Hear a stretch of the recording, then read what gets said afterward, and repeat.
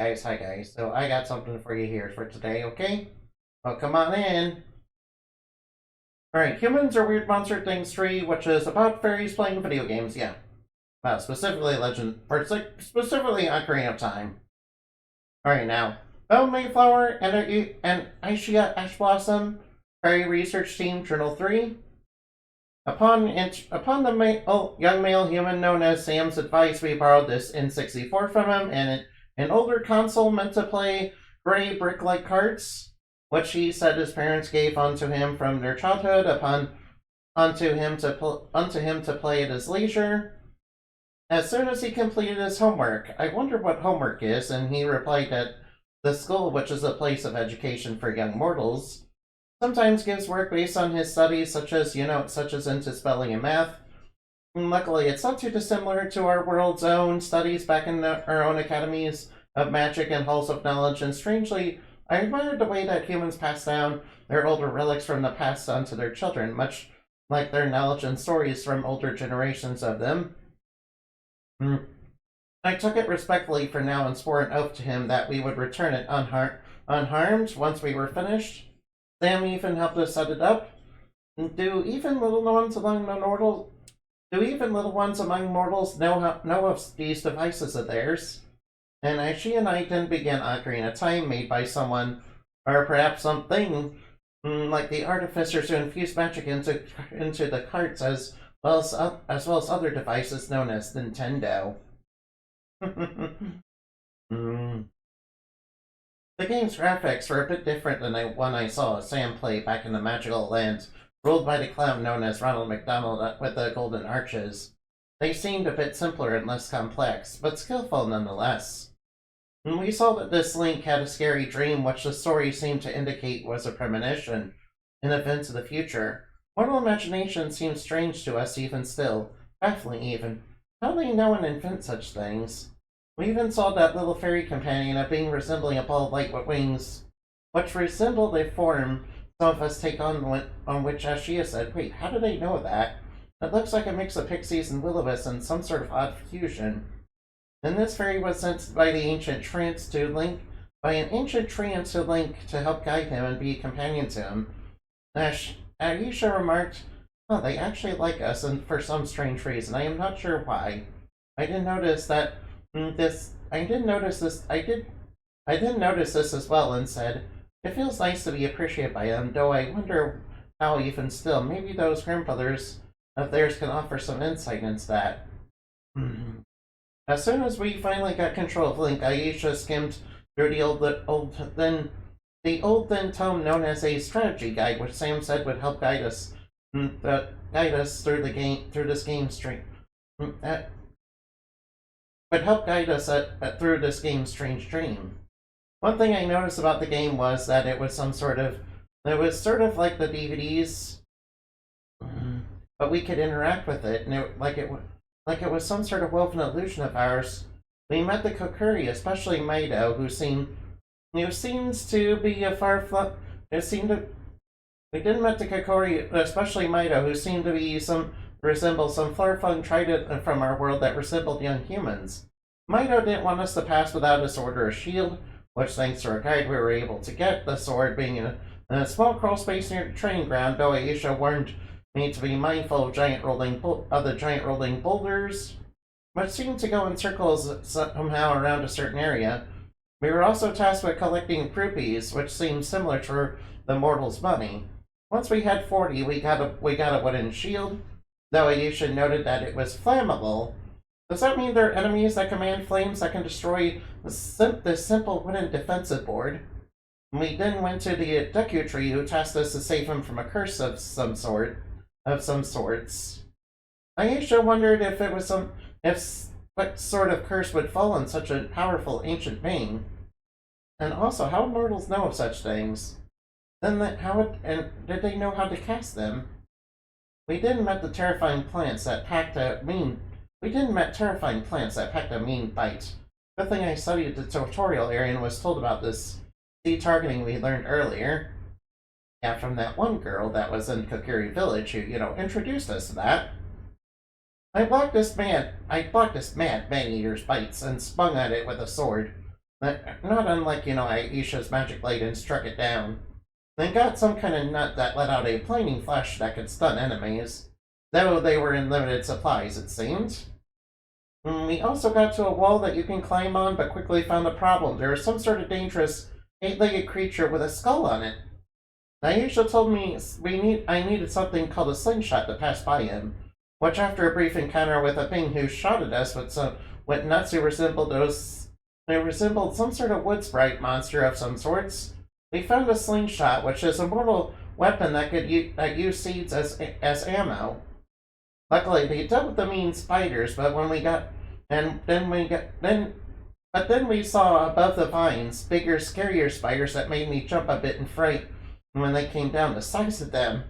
What made mortals imagine and make such horrors? We quit playing for a bit and asked the mortals around us what we came to learn and asked the mortals about and then asked the mortals around us what we came to learn were called spiders. Sam told us, most of the ones around here are harmless, though none on Earth are as big as Sculptulas. There are venomous ones though that we need to watch out for. What? So small little creatures, not the giant nightmares we saw? The small ones are dangerous to mortals. Emily expressed fear at the idea of spiders and said it didn't matter what they were. It didn't matter what they were and said they were creepy. Her husband told us that apparently a lot of mortals really fear these spiders and said that Miss Emily got bitten by a brown recluse, apparently one of the dangerous one of these spiders as a kid, and had to go to the hospital. Aisha then said even small beasts are dangerous and not to be underestimated. We must take countermeasures against them. I then said, indeed, if the small ones inspire such fear and mortals inherit them that much, then they must be truly terrifying entities. Mr. Jerry, however, laughed and said, yeah, the fear of spiders is very common. But don't worry, most of the ones around here aren't dangerous, except for brown recluses and black widows. Aisha shuddered in fear at whatever a black widow was, for it sounded like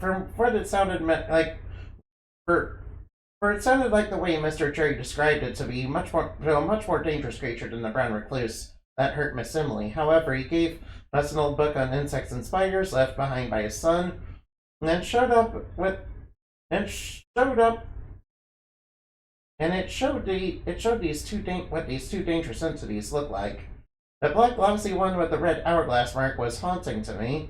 The warning on it said extremely dangerous. However, many of the other spiders in the book were actually pretty harmless, pretty little weavers, though some were large, hairy, eight-legged beasts that Aisha immediately saw as a threat.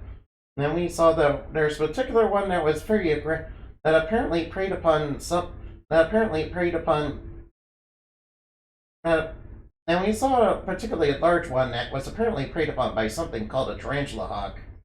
What beast could be so powerful and daring to take on such a hairy, fierce looking thing? Aisha then steeled herself and said, whatever is hunting such beasts must be much more fearsome indeed, and I agreed with this. Ah, yes, a tarantula hawk, it's a type of wasp that, hunts down tarantulas. Yeah, they got a pretty nasty sting too, so be careful with them. Yeah, they're a type of solitary wasp that, paralyzes spiders and, lays their eggs on them, so that their children can eat them. Kind of terrifying, huh? Sam, when we were told of our experience with the Sculptulas, then replied to us, oh, you guys haven't seen nothing yet, wait till you meet Dead Hand. Aisha had no idea, but was severely afraid of whatever Dead Hand is. If it was something far more fearsome than the Sculptulas, especially when Sam mentioned that his parents still talk about their experiences with this Dead Hand, I decided to steel myself and keep playing, at least up until the first boss, which was a massive one-eyed spider-like creature covered in massive armor plates. It freaked me out, and then Aisha then said, don't worry, we overcame the Sculptulas, we can overcome this foe. 2. The eye is the weak points. When it goes down for a slam, shoot it in the eye with a slingshot. I hurried and waited and baited the enemy's attack. I guess they're learning how to play, just like what I do. And then hit it when its one eye was red, and then stabbed it a bunch of times in the eye. It then climbed up to the ceiling. Aisha warned me of the incoming Goma babies it was about to lay, and then shoot it with a slingshot when its eye turned red, which I did, and I defeated this horrifying beast. Yeah, when it goes up to the ceiling, you can kind of, keep locked onto it, and then you can shoot it in the eye with the slingshot before it lays the babies. Yeah, you can kind of do that, yeah. Yeah, it's a pretty good, easy way to defeat it. Alright, now, Aisha told me to grab the heart container first before going into the blue light. Once I did that and exited through the strange magic portal, I was outside the Great Treants, who called himself the Great Deku Tree and gave us a mission to go see the princess in Castletown, and gave us a magical stone that said it was the key to the sacred realm. Then he mentioned he was cursed by an evil man from the desert who wanted the sacred realm's treasure, and the curse we were successful in the curse we were unsuccessful in breaking it apparently. The giant treant was doomed before we even began, and he died. Aisha was very sad, and so was I. She then said we must stop this evil man from the desert. He is clearly a powerful and dangerous threat to this realm. In fact, he reminds me of many of our dark unseelie sorcerers who sought power and dominion over our realm. I agreed, but said that we should play a bit more some other time. The game apparently being far from over. It seemed even the dreaded dead hands. Whoop. I'm sorry about that. It seemed. It seemed even that the dreaded dead hands Sam mentioned had a far greater, darker, more malevolent master behind it. I then said, I have to know how these worlds come up with these kinds of sweeping, massive narratives and make these worlds and how they do it. Later, we inquired about this from Sam, and he suggested we try our hand at producing some art of her own, and he lent us something called a drawing tablet. This device and its inner workings of human art. It could be essential to understanding them on a deeper, more personal level. Perhaps we will understand the method to their chaos. Also, Miss Emily said next Friday, would you guys like to go to dinner with us? Aisha was taken aback by such a casual invitation and was worried due to all kinds of things holding so much weight, due to these kind of things holding so much weight in our world. Though I agreed, much to Aisha's frustration, Miss Emily was going to take us both out to a place that apparently was a bar and a sit-in diner on a day of frying. Which why did they call it Friday anyway? It seemed like it seemed, and is it after those strange potatoes they put salt on? Of course, before that, we definitely decided to look into mortal research on this art. I actually suggested we check a place out that Sam mentioned called a library. We had a lot to do, and we'll do it one step at a time for the Queen and for the mission. No, pretty nice story, huh? Anyway, let me go look for somebody. Oh, hey. Alright, Annabin's still playing, isn't he? Alright, now let's go raid him real quick. Raid Annabin _ VT. I'll go raid him, yeah. Who knows, he might look at this video a little bit later, maybe. Anyway, thank you for watching, and I hope you had fun. Remember to fly like that and shine like the moon now. Bye-bye.